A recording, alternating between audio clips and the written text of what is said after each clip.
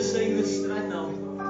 That wherever you are standing, He wants to pour out the fire of His Holy Spirit over your life right now. Just where you are standing, in the name of Jesus. So you just open your heart right now and just receive the power of the Holy Spirit right now.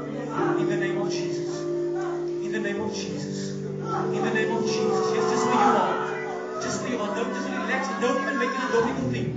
God is just opening the floodgates of heaven right now. And He is just consuming every fiber of your being. In the name of Jesus. In the name of Jesus. In the name of Jesus. Just allow the Lord to give you more of the Holy Spirit. Lord, just give us more of the Holy Spirit in the name of Jesus. In the name of Jesus.